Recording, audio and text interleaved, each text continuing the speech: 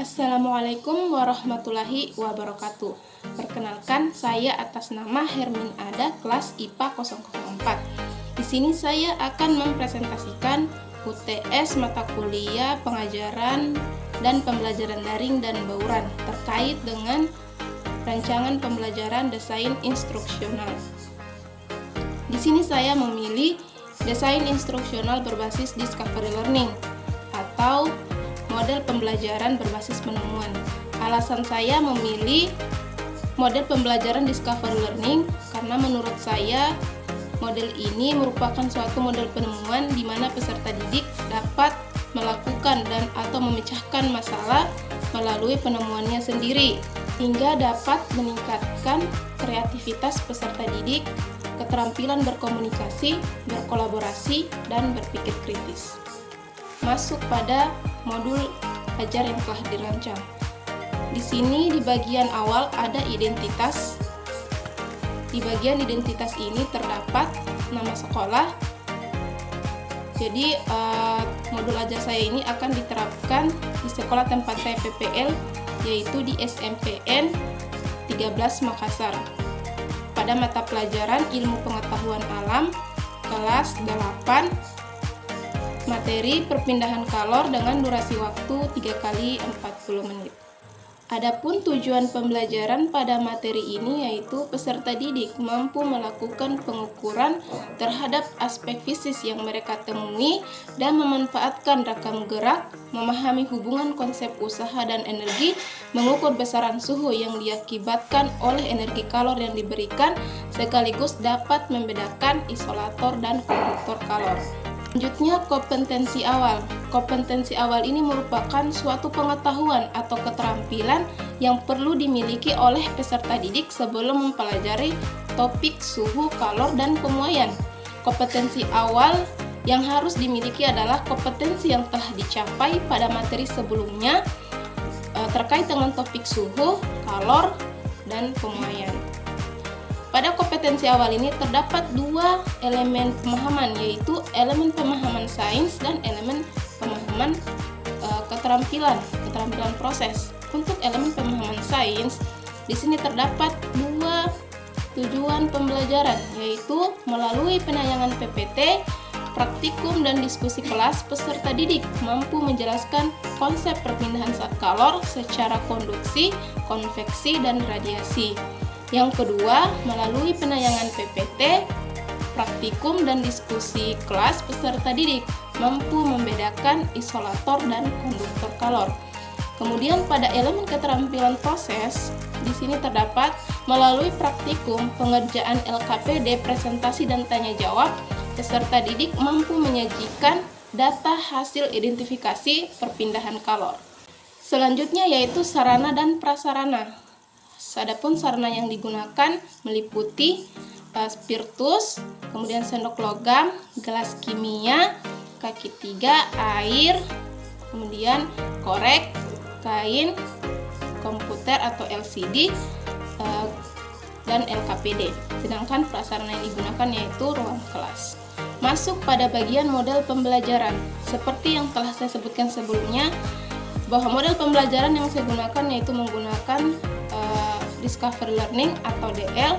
Kemudian pendekatan yang digunakan yaitu teaching at direct level atau TARL, dan metode pembelajaran yang dilakukan yaitu metode diskusi kelompok, demonstrasi, presentasi, dan tanya jawab. Sumber belajar yang digunakan peserta didik selama proses pembelajaran ialah melalui buku paket IPA kelas 8, kemudian melalui situs atau melalui internet, kemudian melalui video pembelajaran di aplikasi YouTube, dan artikel ilmiah. Masuk pada bagian tujuan pembelajaran. Pada materi perpindahan kalor ini terdapat dua tujuan pembelajaran yang akan dicapai oleh peserta didik. Yang pertama yaitu peserta didik mampu mendeskripsikan perpindahan kalor secara konveksi, konduksi, dan radiasi. Dan yang kedua yaitu peserta didik mampu membedakan isolator dan konduktor kalor. Kemudian pemahaman bermakna. Adapun pemahaman bermakna di sini ialah peserta didik dapat membedakan konduksi, konveksi, dan radiasi yang seperti yang mereka temui dalam kehidupan sehari-hari. Kemudian yang kedua yaitu peserta didik mampu melakukan rangkaian aktivitas sebagai langkah awal merancang percobaan secara mandiri. Kemudian masuk pada komponen inti yaitu kegiatan pembelajaran. Adapun kegiatan pembelajaran di sini disusun berdasarkan sintaks discovery learning. Pada bagian awal, yaitu pada bagian tahap persiapan, di sini guru dan peserta didik berdoa, memberi salam dan berdoa. Kemudian pendidik mengecek kehadiran dan mengecek kesiapan belajar peserta didik. Selanjutnya masuk pada bagian tahap apersepsi. Di bagian tahap apersepsi ini, guru mengingatkan kembali materi kalor yang telah dipelajari sebelumnya. Selanjutnya, guru memberikan pertanyaan pemantik untuk menstimulus pengetahuan peserta didik. Sebagai contoh, kemarin kita sudah belajar terkait dengan kalor. Nah, selanjutnya, apakah kalor dapat berpindah? Tentu saja bisa. Kalor berpindah dari energi atau dari suhu yang tinggi ke suhu yang lebih rendah. Selanjutnya, apakah kalian pernah melihat ibu kalian memasak air? Pada proses memasak air, kalor berpindah dari api kompor ke panci lalu ke air, sehingga menyebabkan air tersebut masak. Nah, lalu dengan cara apa kalor berpindah? Kemudian peserta didik menjawab pertanyaan sesuai dengan pengalaman mereka. Selanjutnya, guru memberikan motivasi terkait dengan materi yang akan diajarkan. Setelah memberikan motivasi, guru menyampaikan tujuan pembelajaran. Setelah menyampaikan tujuan pembelajaran, guru juga menyampaikan model dan metode pembelajaran yang akan dilaksanakan serta menyampaikan metode penilaian. Selanjutnya masuk pada bagian kegiatan inti. Di bagian kegiatan inti ini terdapat 5 tahap komponen yang berdasarkan dengan sintaks discovery learning, yaitu bagian stimulus, kemudian identifikasi masalah, pengolahan data, pengumpulan data, dan verifikasi atau pembuktian. Nah, sebelumnya di bagian terdapat sebelum masuk pada kegiatan inti ini terdapat bagian pembagian kelompok dan LKPD. Jadi guru di sini membagi dulu kelompok peserta didik berdasarkan dengan tingkat kemampuan peserta didik yaitu rendah, sedang, dan tinggi. Kemudian guru membagikan LKPD pada setiap kelompok. Dan selanjutnya guru memberikan penjelasan singkat terkait dengan LKPD mereka. Kemudian masuk pada bagian stimulus. Di bagian stimulus ini, guru menginstruksikan pada peserta didik untuk membuka LKPD mereka. Kemudian guru memberikan stimulus dalam bentuk gambar yang disajikan seperti pada tabel. Di situ terdapat gambar proses memasak air.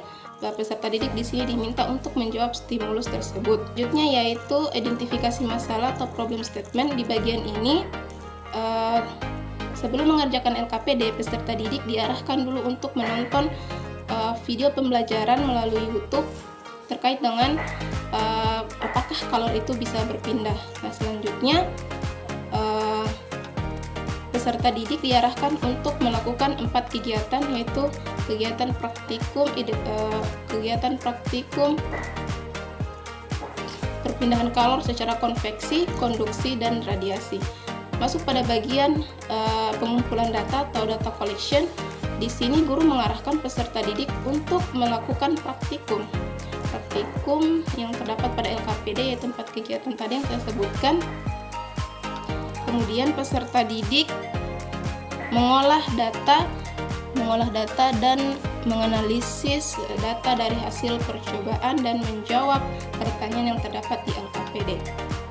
Selanjutnya masuk pada bagian processing atau pengolahan data. Di bagian ini peserta didik diminta untuk menuliskan data hasil pengamatan dari percobaan yang telah dilakukan. Kemudian peserta didik membuat hasil percobaan sesuai dengan kreativitas mereka, apakah itu dalam bentuk tabel, gambar, atau maupun tulisan. Selanjutnya yaitu guru mengarahkan peserta didik untuk bertanya terkait dengan masalah atau kendala yang mereka hadapi. Selanjutnya masuk pada bagian akhir atau tahap akhir. Di bagian akhir ini atau bagian penutup, guru bersama peserta didik menyimpulkan materi yang telah dipelajari. Kemudian guru juga memberikan penguatan terkait dengan materi. Selanjutnya guru bersama peserta didik bersama-sama melakukan refleksi terkait dengan materi atau pembelajaran yang telah dilakukan sebelumnya. Dan kemudian guru menyampaikan materi atau kegiatan yang akan dilakukan pada pertemuan selanjutnya. Setelah itu guru bersama peserta didik memberi salam dan berdoa untuk mengakhiri pembelajaran. Baik, mungkin itu saja yang dapat saya sampaikan terkait dengan rancangan pembelajaran berbasis Discovery Learning. Wassalamualaikum warahmatullahi wabarakatuh.